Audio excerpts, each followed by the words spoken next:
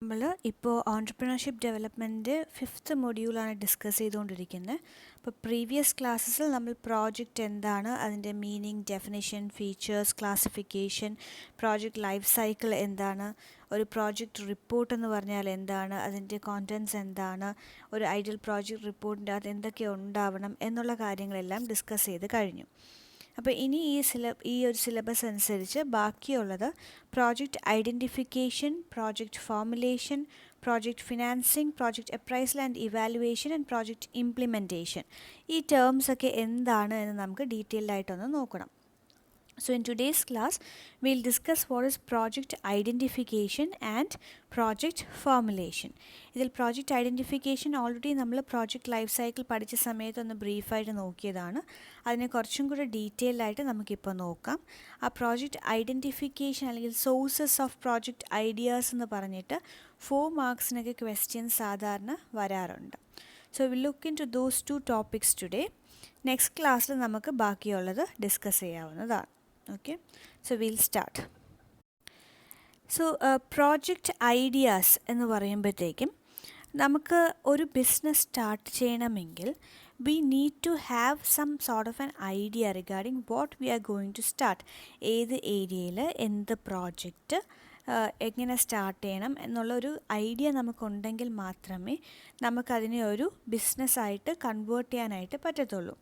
So from where do you get this idea regarding what you should produce or what should be your product എന്നുള്ളതിൻ്റെ idea കിട്ടുന്നത് എവിടെ നിന്നൊക്കെയാണ്? അപ്പോൾ അതിൽ നിന്ന് കിട്ടുന്ന സോഴ്സസ് ആണ് നമ്മൾ ഫസ്റ്റ് സ്റ്റഡി ചെയ്യാൻ പോകുന്നത്. It could be the success story of a friend or relative. നിങ്ങളുടെ ആരുടെയെങ്കിലും പരിചയത്തിലുള്ളവർ ഓൾറെഡി സ്റ്റാർട്ട് ചെയ്ത് സക്സസ്ഫുൾ ആയ ഒരു ബിസിനസ് ആയിരിക്കാം. അപ്പോൾ ആ ഒരു ഫീൽഡിൽ ഇനിയും ഓപ്പർച്യൂണിറ്റി എന്ന് കാണുമ്പോൾ we can also enter in to that particular field.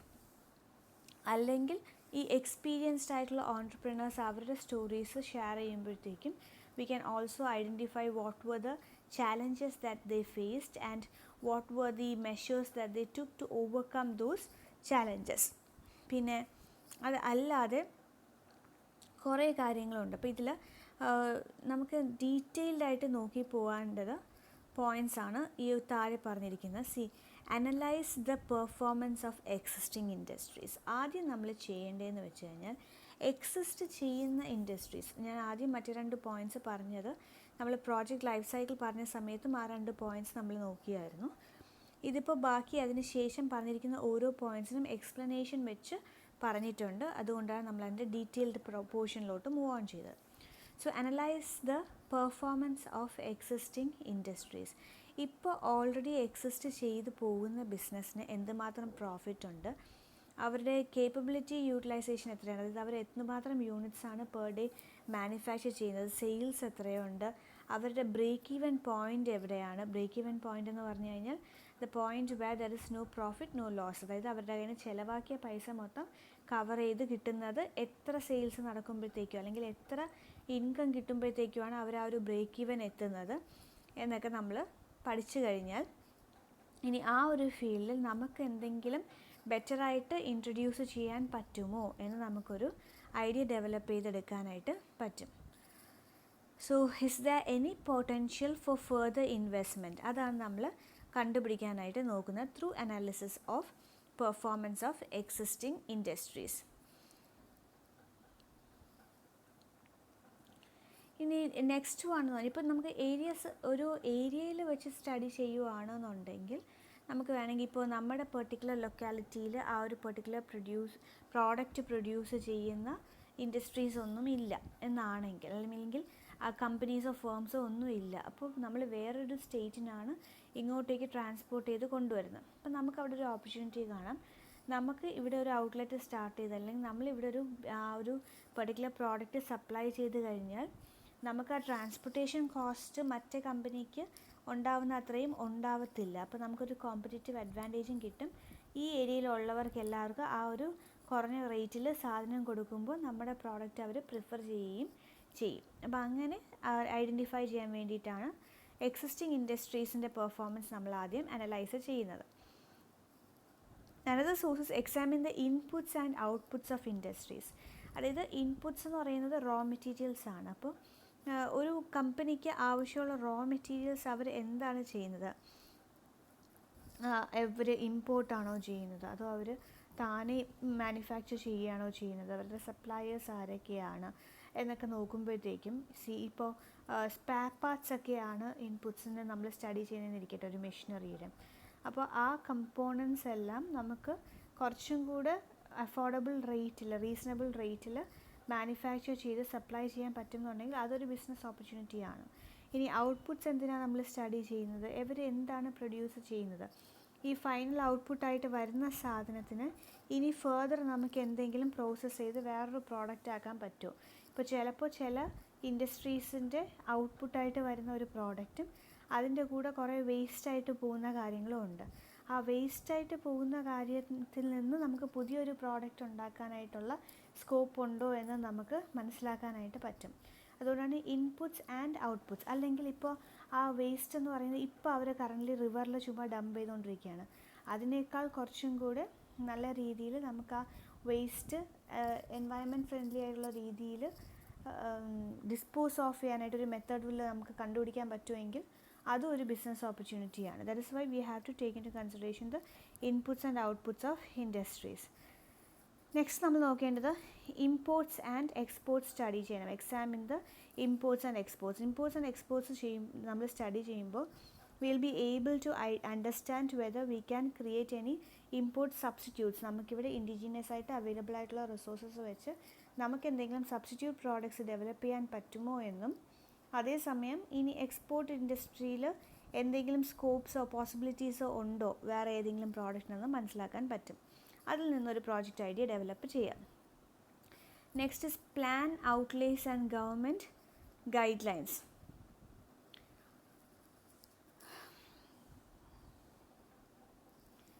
Okay, അപ്പം ഈ ഗവൺമെൻറ്റായിട്ട് തന്നെ ചിലപ്പോൾ സജസ്റ്റ് ചെയ്യും അല്ലെ, ഈ ഒരു പെർട്ടിക്കുലർ സെക്ടറിൽ കൂടുതൽ ഇൻവെസ്റ്റ്മെൻറ്റ്സിൻ്റെ ആവശ്യമുണ്ട്, ആ ഒരു ഏരിയയിൽ കൂടുതൽ ഇൻവെസ്റ്റ് ചെയ്ത് കഴിഞ്ഞാൽ നമുക്ക് സബ്സിഡീസ് തരാം, ഇൻസെൻറ്റീവ്സ് തരാം എന്നൊക്കെ പറഞ്ഞ് കുറച്ച് ബെനിഫിറ്റ്സ് ഒക്കെ അവർ ഓഫർ ചെയ്തിട്ടുണ്ട്. അപ്പോൾ ആ ഒരു പെർട്ടിക്കുലർ ഏരിയാസ്, ഏത് ഏരിയാസ് ആണോ ഇനി ഡെവലപ്മെൻറ്റിന് ആവശ്യമുള്ളത് എന്ന് ഗവൺമെൻറ് പോയിൻ്റ് ഔട്ട് ചെയ്യുന്നത്, ആ ഏരിയയിലുള്ള ഗുഡ്സ് ആൻഡ് സർവീസസിന് നമുക്ക് എന്തെങ്കിലും പ്രോഡക്റ്റ് കൊടുക്കാനായിട്ട് പറ്റുമോ, സർവീസ് പ്രൊവൈഡ് ചെയ്യാനായിട്ട് പറ്റുമോ എന്ന് സ്റ്റഡി ചെയ്യാവുന്നതാണ്. Now ഫിനാൻഷ്യൽ ഇൻസ്റ്റിറ്റ്യൂഷൻസും ഡെവലപ്മെൻറ്റ് ഏജൻസീസും സജഷൻസ് തരും. നമ്മളിപ്പോൾ if we are an entrepreneur we are someone who is interested in taking up entrepreneurship and we approach these financial institutions or development agencies, they will give us some ideas. അതായത് ഈ ഒരു ഏരിയയിൽ scope ഉണ്ട്, കുറച്ച് പേര് തുടങ്ങിയിട്ടുണ്ട്, അവർക്ക് ഇത്ര പ്രോഫിറ്റ് ഉണ്ട്, അല്ലെങ്കിൽ അങ്ങനെ ആവശ്യമുള്ള ഏരിയാസ് എവിടെയൊക്കെയാണോ ഇനി സ്കോപ്പ് ഉള്ളത് എന്നുള്ള ഏരിയാസ് അവർ പോയിൻ്റ് ഔട്ട് ചെയ്ത് കൊടുക്കും. ഇനി എങ്ങനെയാണ് എവർക്ക് ഈ ഏരിയാസ് പോയിൻ്റ് ഔട്ട് ചെയ്ത് കാണിക്കാൻ പറ്റുന്നതെന്ന് ചോദിച്ചു കഴിഞ്ഞാൽ, they are constantly carrying out studies regarding the various potentials of each stage in the industrial sector. ഇനി എന്തൊക്കെ നമുക്ക് ആ ഒരു പെർട്ടിക്കുലർ ലൊക്കാലിറ്റിയിൽ സ്റ്റാർട്ട് ചെയ്യാനായിട്ട് പറ്റും, ഓരോ പ്രോജക്റ്റിൻ്റെയും ഫീസിബിലിറ്റി റിപ്പോർട്ട്സ് അവർ പ്രിപ്പയർ ചെയ്യുന്നുണ്ട്. അതുകൊണ്ട് they can easily suggest to a potential entrepreneur regarding the areas that can lead to further business opportunities.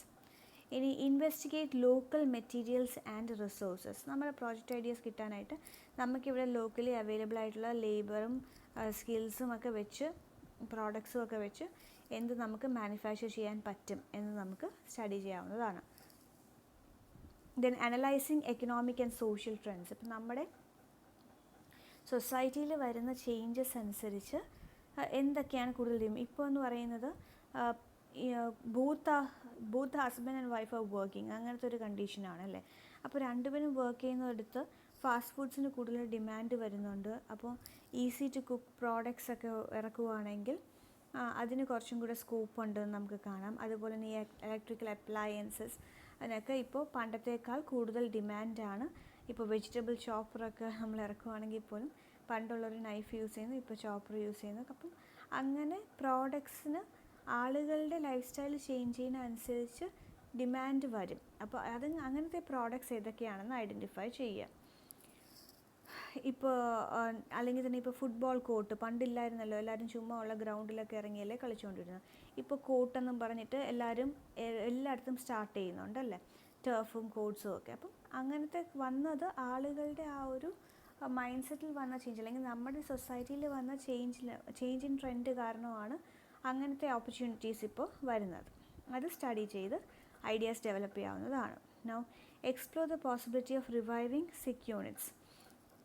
Start ചെയ്തിട്ട് പിന്നെ ആ ബിസിനസ് മുമ്പോട്ട് കൊണ്ടുപോകാൻ പറ്റാതെ, പ്രോഫിറ്റ് ഇല്ലാതെ ബാക്ക്ലോട്ടായിപ്പോയ കുറേ യൂണിറ്റ്സ് ഉണ്ട്. അതിനെയാണ് സിക്ക് യൂണിറ്റ്സ് എന്ന് പറയുന്നത്. അപ്പോൾ ആ യൂണിറ്റ്സിനെ ഏറ്റെടുത്ത് നമുക്ക് റിവൈവ് ചെയ്ത് കൊണ്ടുവരാനായിട്ട് പറ്റുമോ എന്ന് സ്റ്റഡി ചെയ്താൽ we can take up a sick unit and then revive it and make profits out of it. അങ്ങനെയും ചെയ്യാം. Then another source is identify unfulfilled psychological needs. അതായത് ഇപ്പോൾ നമുക്ക് കൺസ്യൂമർ പ്രോഡക്റ്റ്സ് ആണ് നമ്മൾ ഫാസ്റ്റ് മൂവിങ് കൺസ്യൂമർ ഗുഡ്സ് ആണെങ്കിൽ ഒരുപാട് brands ഉണ്ട്. അപ്പോൾ അതിന് എന്നും ഡിമാൻഡ് ഉള്ള കാര്യങ്ങളാണ്. അപ്പം what makes your product stand out is it's unique feature അല്ലേ. വേറെ ആർക്കും സാറ്റിസ്ഫൈ ചെയ്യാൻ പറ്റാത്ത ഒരു നീഡ് നിങ്ങൾക്ക് ഐഡൻറ്റിഫൈ ചെയ്ത് സാറ്റിസ്ഫൈ ചെയ്യാനായിട്ട് പറ്റിക്കഴിഞ്ഞാൽ നിങ്ങളുടെ പ്രോഡക്റ്റിനെ കൂടുതൽ കസ്റ്റമേഴ്സിനെ അട്രാക്റ്റ് ചെയ്യാനായിട്ട് പറ്റും. അപ്പോൾ അതാണ് സൈക്കോളജിക്കൽ നീഡ്സ് കൂടെ സ്റ്റഡി ചെയ്യുക എന്നവർ പറയുന്നത്. Then visit to trade fairs. Trade fairs ആകുമ്പോഴത്തേക്കും അവിടെ ഗവൺമെൻറ്റായിട്ട് തന്നെ ചിലപ്പോൾ ഓർഗനൈസ് ചെയ്യും. ഓരോ ഐഡിയാസ് ഉള്ളവരും അവിടെ വരും, ഇൻവെസ്റ്റ് ചെയ്യാൻ താല്പര്യമുള്ളവരും വരും. ട്രേഡ് ഫെയർസിൽ investors will meet the entrepreneurs and both the parties can benefit from that trade fair. Then ഇത്രയും കാര്യങ്ങളാണ് സോഴ്സസ് ഓഫ് പ്രോജക്റ്റ് ഐഡിയാസ് എന്നും പറഞ്ഞ് നമ്മൾ നോക്കുന്നത്. Next is the steps in project identification. ഒരു പ്രോജക്റ്റ് ഐഡൻറ്റിഫൈ ചെയ്യുമ്പോഴത്തേക്കും ആദ്യം ഒരു കൺസെപ്ച്വൽ സ്റ്റേജ് ഉണ്ട്. ആ ഒരു സ്റ്റേജിലാണ് നമ്മൾ ഈ ഐഡിയ ജനറേറ്റ് ചെയ്യുന്നത്. Then will do screening. അല്ല, നമുക്ക് പല ഐഡിയാസും മൈൻഡിൽ വരും. ഇതിൽ ഏതൊക്കെയാണ് പ്രാക്ടിക്കൽ, ഏതൊക്കെയാണ് അൺറിയലിസ്റ്റിക് എന്നുള്ളത് നമുക്ക് തന്നെ കുറച്ച് നേരം ആലോചിച്ച് കഴിയുമ്പോഴത്തേക്കും മനസ്സിലാവും. സോ അൺവയബിൾ ആയിട്ടുള്ള ഐഡിയാസ് എല്ലാം എലിമിനേറ്റ് ചെയ്യുന്ന സ്റ്റേജാണ് സ്ക്രീനിങ് സ്റ്റേജ്. പിന്നെ ഐഡൻറ്റിഫിക്കേഷൻ സ്റ്റേജ്. ഇനി നമുക്ക് പോസിബിൾ ആയിട്ട് പ്രാക്ടിക്കൽ ആക്കാൻ പറ്റിയ പ്രോജക്ട്സ് ഏതൊക്കെയാണ് എന്ന് ചൂസ് ചെയ്യുന്ന പ്രോജക്റ്റാണ് ഐഡൻറ്റിഫിക്കേഷൻ സ്റ്റേജ്. ഈ ഐഡൻറ്റിഫിക്കേഷൻ സ്റ്റേജിന് ശേഷം നമ്മളൊരു പ്രീ ഫീസിബിലിറ്റി സ്റ്റേജിലോട്ട് പോകുന്നു. At which pre feasibility studies R taken up. നമുക്ക് പോസിബിൾ ആണ് എന്ന് കോൺഫിഡൻസ് ഉള്ള ഏരിയസിൽ കുറച്ചും കൂടെ ഡെപ്തിൽ നമ്മളൊരു സ്റ്റഡി നടത്തുന്നതിനെയാണ് പ്രീ ഫീസിബിലിറ്റി സ്റ്റേജ് എന്ന് പറയുന്നത്. സോ ഇത്രയും കാര്യങ്ങളാണ് പ്രോജക്റ്റ് ഐഡൻറ്റിഫിക്കേഷനുമായിട്ട് നമ്മൾ മനസ്സിലാക്കേണ്ടത് ആയിട്ട് ഉള്ളത്. ഇനി നെക്സ്റ്റ് ചോദിച്ചു കാണുന്നത് പ്രോജക്റ്റ് ഫോർമുലേഷൻ എന്താണ്, വാട്ട് ഈസ് പ്രോജക്റ്റ് ഫോർമുലേഷൻ. അതിൻ്റെ അകത്ത് തന്നെ വാട്ട് ഈസ് ഫീസിബിലിറ്റി റിപ്പോർട്ട് എന്ന് ഇടയ്ക്കിടയ്ക്ക് ചോദിക്കുന്ന ഒരു ക്വസ്റ്റ്യൻ ആണ്. So let's see what that is. Once you come up with a project idea, or once you have completed the project identification stage, the next step is project formulation. അപ്പോൾ നമുക്കൊരു idea കിട്ടിക്കഴിഞ്ഞു, നമ്മളൊരു pre feasibility study വരെയും എത്തിവെച്ചിരിക്കുവാണ്. ഇനി we have to conduct a more detailed study before we take an investment decision. അപ്പോൾ ഒരു company ആകുമ്പോഴത്തേക്കും പലരും പല ഐഡിയാസും പുട്ട് ഫോർവേഡ് ചെയ്യും റിഗാർഡിങ് വേരിയസ് പ്രോജക്ട്സ്. ഇതിൽ ഏത് പ്രോജക്റ്റിൽ ഇൻവെസ്റ്റ് ചെയ്യണമെന്ന് ഡിസൈഡ് ചെയ്യാനായിട്ടാണ് നമ്മൾ പ്രോജക്റ്റ് ഫോർമുലേഷൻ ചെയ്യുന്നത്. അപ്പോൾ project formulation takes place just before taking the investment decision. അപ്പോൾ ഈ പ്രോജക്റ്റ് ഫോർമുലേഷൻ്റെ ഭാഗമായിട്ട് നമ്മൾ ചെയ്യുന്നത് will first have to conduct feasibility analysis. Feasibility analysis എന്ന് പറഞ്ഞാൽ നിങ്ങൾ പറയുന്ന ആ ഒരു പെർട്ടിക്കുലർ ഐഡിയ നമ്മൾ പ്രാക്ടിക്കൽ ആക്കുവാണ്, റിയാലിറ്റി ആക്കുവാണ്, അതിനെ ബേസ് ചെയ്തൊരു പ്രോഡക്റ്റ് നമ്മൾ മാർക്കറ്റിൽ ഇറക്കുവാണെങ്കിൽ അത് സക്സസ്ഫുൾ ആകാൻ ചാൻസ് ഉണ്ടോ, അതിനൊരു മാർക്കറ്റ് ഷെയർ ക്യാപ്ചർ ചെയ്യാൻ പറ്റുമോ, is your project viable or not എന്ന് നമ്മൾ നോക്കുന്നതിനെയാണ് നമ്മൾ ഫീസിബിലിറ്റി അനാലിസിസ് എന്ന് പറയുന്നത്. സോ ഫീസിബിലിറ്റി അനാലിസിസ് ചെയ്യുമ്പോഴത്തേക്ക് ഒന്നുകിൽ ഒരു പ്രോജക്റ്റ് കംപ്ലീറ്റ്ലി ഫീസിബിൾ ആണ്, ഇറ്റ്സ് ഗുഡ് ടു ഇൻവെസ്റ്റ് എന്ന് നമുക്ക് കിട്ടും, അല്ലെങ്കിൽ അൺഫീസിബിൾ ആണ്, ആ പ്രോജക്റ്റുമായിട്ട് മൂവ് ഫോർവേഡ് ചെയ്യാതെയാണ് ഇരിക്കുന്നതെന്ന് ഒരു റിസൾട്ട് നമുക്ക് കിട്ടും. അതും അല്ലെങ്കിൽ പറഞ്ഞിരിക്കുന്ന പ്രോജക്റ്റിന് നമുക്കൊരു ഡിസിഷൻ എടുക്കാനായിട്ട് ഇപ്പോൾ തൽക്കാലം സഫീഷ്യൻറ്റ് ഇൻഫർമേഷൻ കയ്യിൽ അവൈലബിൾ ഇല്ല എന്നായിരിക്കും. അപ്പോൾ ഇപ്പോൾ കയ്യിൽ അവൈലബിൾ ഇല്ല എന്നുണ്ടെങ്കിൽ we should collect more details and then take a decision. Unviable ആണ് എന്ന് കണ്ടു കഴിഞ്ഞാൽ it's best to reject that project. And feasible ആയിട്ടുള്ള ഒരു പ്രോജക്റ്റിനെ പറ്റി മാത്രം പിന്നെ ഒരു ഡീറ്റെയിൽഡ് റിപ്പോർട്ട് നമ്മൾ പ്രിപ്പയർ ചെയ്താൽ മതി. അപ്പോൾ അതാണ് ഫീസിബിലിറ്റി അനാലിസിസ് എന്ന് പറയുന്നത്. Second is techno economic analysis. C, നമ്മുടെ ഇപ്പോഴത്തെ മാർക്കറ്റിൽ അവൈലബിൾ ആയിട്ടുള്ള പ്രോഡക്ട്സും അവർ യൂസ് ചെയ്യുന്ന ടെക്നോളജിയും എന്താണ്? Is there a better technology available out the in the market? Will that technology help me to reduce the cost or improve the quality of my product? Is it practical to implement that? എന്നൊക്കെ നമ്മൾ study നടത്തുന്നതിനെയാണ് techno economic analysis എന്ന് പറയുന്നത്. With regard to its technological or technical aspects നമ്മൾ study നടത്തുമ്പോഴത്തേക്കും നമ്മൾ techno economic analysis ആണ് നടത്തുന്നതെന്ന് പറയും. It also forms part of your project formulation. Second is project design and network analysis. നമ്മൾ ഡിസൈൻ ചെയ്യുവാണ് നമ്മുടെ പ്രോജക്റ്റിന് എങ്ങനെയൊക്കെ നമ്മൾ മാനുഫാക്ചർ ചെയ്യണം, അതിൻ്റെ അകത്ത് ഏതൊക്കെ ആക്ടിവിറ്റീസാണ് നമ്മൾ ക്യാരി ഔട്ട് ചെയ്യേണ്ടത്, what production process are you going to adopt, how much technology are you going to use, what is the time limit within which you have to complete your project, how much labor do you need, how much funds do you need എന്നൊക്കെ നമ്മൾ calculate ചെയ്ത് വയ്ക്കുന്ന ഒരു സ്റ്റേജാണ് project design എന്ന് പറയുന്നത്. ആ project design ചെയ്ത ശേഷം will do network analysis. Network analysis എന്ന് പറയുമ്പോൾ വേരിയസ് നെറ്റ്വർക്ക് ടെക്നിക്സ് ഉണ്ട്. PERT, CPM എന്നൊക്കെ പറയുന്ന പല ടെക്നിക്സ് ഉണ്ട്. ഈ ടെക്നിക്സിലെല്ലാം ചെയ്യുന്നതെന്ന് വെച്ചാൽ ഒരു ആക്ടിവിറ്റി കംപ്ലീറ്റ് ചെയ്യാനായിട്ട് എന്തുമാത്രം സമയമെടുക്കാൻ പറ്റും എന്ന് നമ്മൾ കാൽക്കുലേറ്റ് ചെയ്ത് ഒരു ഷെഡ്യൂൾ പോലെ പ്രിപ്പയർ ചെയ്യുന്നുണ്ട്. അപ്പോൾ അങ്ങനെ ഷെഡ്യൂൾ പ്രിപ്പയർ ചെയ്ത് വയ്ക്കുമ്പോഴത്തേക്കും നമുക്ക് എവിടെയൊക്കെയാണ് നമ്മുടെ പ്രോജക്റ്റ് വർക്കിലൊരു ലാഗ് വന്നത്, അതുപോലെ തന്നെ ഏതൊക്കെ ആക്ടിവിറ്റീസാണ് നമ്മൾ വിചാരിച്ചതിനേക്കാൾ കൂടുതൽ കോസ്റ്റ് ഇൻകർ ചെയ്തത് എന്നൊക്കെ ഐഡൻറ്റിഫൈ ചെയ്യാനായിട്ട് പറ്റും. അപ്പോൾ അതിന് വേണ്ടിയായിട്ട് we do a network analysis. അപ്പോൾ നെറ്റ്വർക്ക് അനാലിസിസ് യൂഷ്വലി നമ്മളൊരു ചാർട്ട് ഫോമിലാണ് പ്രിപ്പയർ ചെയ്യുന്നത്. അതിന് വേണ്ടിയിട്ടുള്ള ചാർട്ട്സ് എല്ലാം പ്രിപ്പയർ ചെയ്യുക, അതിന് വേണ്ടിയിട്ടൊരു ടീമിനെ നമ്മൾ ഏർപ്പാടാക്കുക, so that we get a clear idea about ആ project. Next one is input analysis. What is the input that we require for ആ പ്രോജക്റ്റ്? ഇതിന് എന്തുമാത്രം ക്വാണ്ടിറ്റി വേണം, ഏത് ക്വാളിറ്റിയിലാണ് വേണ്ടത്, അതിന് അൺഇൻറ്ററപ്റ്റഡ് സപ്ലൈ ഉണ്ടോ, അതിന് എന്തുമാത്രം കോസ്റ്റ് നമുക്ക് ഇൻകർ ചെയ്യാനായിട്ട് പറ്റും, പിന്നീട് ഭാവിയിൽ കുറച്ചും കൂടെ എക്സ്പാൻഡ് ചെയ്ത് കഴിയുമ്പോൾ are we in a position to manufacture our own inputs എന്നൊക്കെ നമ്മളൊരു സ്റ്റഡി നടത്തുന്നതിനെയാണ് ഇൻപുട്ട് അനാലിസിസ് എന്ന് പറയുന്നത്. Next is financial analysis. So finance is what is making everything possible. അല്ലെ, without finance nothing is possible. So നമ്മൾ ഓരോ aspect of the project study ചെയ്യും. ഇതിൻ്റെ പ്രോജക്റ്റ് കോസ്റ്റ് എത്രയാണ് എസ്റ്റിമേറ്റ് ചെയ്യും, ഫണ്ട് റിക്വയർമെൻറ്റ്സ് എത്രത്തോളം വേണമെന്ന് നമ്മൾ സ്റ്റഡി ചെയ്യും. എന്നിട്ട് അതിൻ്റെ ബേസിൽ എവിടെ നിന്നാണ് നമ്മൾ ഈ ഫണ്ട് റേസ് ചെയ്യാനായിട്ട് പോകുന്നത്. ഇനി merits and demerits of the project as compare to other investment opportunities. ഈ ഒരു പെർട്ടിക്കുലർ പ്രോജക്റ്റിൽ നമ്മൾ ഇൻവെസ്റ്റ് ചെയ്യുമ്പോൾ മറ്റേ പ്രോജക്റ്റിനെ വെച്ച് കമ്പയർ ചെയ്താൽ എന്തൊക്കെയാണ് നമുക്ക് ബെനിഫിറ്റ്സ് ഉള്ളത്, എന്തൊക്കെയാണ് ഡീമെറിറ്റ്സ് ഉള്ളതെന്നൊക്കെ നമ്മൾ ഡീറ്റെയിൽ സ്റ്റഡി നടക്കും. അപ്പോൾ financial aspects are studied in detail under financial analysis. അപ്പോൾ will give us an idea regarding the cost involved. Next is cost benefit analysis. അപ്പോൾ ഒരു പ്രോജക്റ്റ് വർത്തി ആണോ ഇല്ലയോ എന്ന് അറിയാനായിട്ട് we have to first check whether it is having any benefit on the society. അല്ലെ, നമ്മുടെ ആ ഒരു particular product how does it contribute to the society. നമ്മളിപ്പോൾ ഫിനാൻഷ്യൽ അനാലിസിസ് നടത്തുമ്പോഴത്തേക്കും നമ്മൾ പ്രോഫിറ്റബിലിറ്റി പോയിൻ്റ് ഓഫ് വ്യൂവിനാണ് സ്റ്റഡി നടത്തുന്നത്. ബട്ട് ഈ കോസ്റ്റ് ബെനിഫിറ്റ് അനാലിസിസ് നമ്മൾ സോഷ്യൽ കോസ്റ്റ് ബെനിഫിറ്റ് അനാലിസിസ് എന്നും പറയും, SCBA. ഇപ്പോൾ SCBA എന്നൊരു ടേം എവിടെയെങ്കിലും കണ്ടാൽ stands for social cost benefit analysis. അപ്പോൾ നമ്മളൊരു പ്രോഡക്റ്റ് മാർക്കറ്റിൽ ഇറക്കുമ്പോഴത്തേക്കും സൊസൈറ്റിക്ക് എന്തുമാത്രം അതിൽ നിന്ന് ബെനിഫിറ്റ് ചെയ്യാനായിട്ട് പറ്റുന്നു എന്ന് നോക്കുന്നതിനെയാണ് നമ്മൾ കോസ്റ്റ് ബെനിഫിറ്റ് അനാലിസിസ് എന്ന് പറയുന്നത്.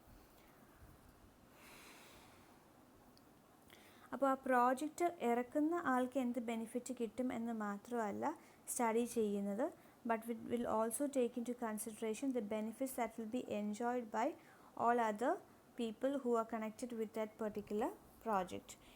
അതിനെയാണ് നമ്മൾ സോഷ്യൽ കോസ്റ്റ് ബെനിഫിറ്റ് അനാലിസിസ് എന്ന് പറയുന്നത്. ഇനി നമ്മൾ ലാസ്റ്റ് സ്റ്റേജിലെത്തി പ്രീ ഇൻവെസ്റ്റ്മെൻറ്റ് അപ്രൈസൽ. ഞാൻ പറഞ്ഞു പ്രോജക്റ്റ് അപ്രൈസൽ എന്ന് പറയുന്നത് it is the project formulation എന്ന് പറയുന്നത് the step that we take right before making the investment decision. ഇപ്പോൾ പ്രീ ഇൻവെസ്റ്റ്മെൻറ്റ് അപ്രൈസൽ നടത്തുക എന്നുള്ളതാണ് അതിൻ്റെ ലാസ്റ്റ് സ്റ്റേജ് എന്ന് പറയുന്നത്.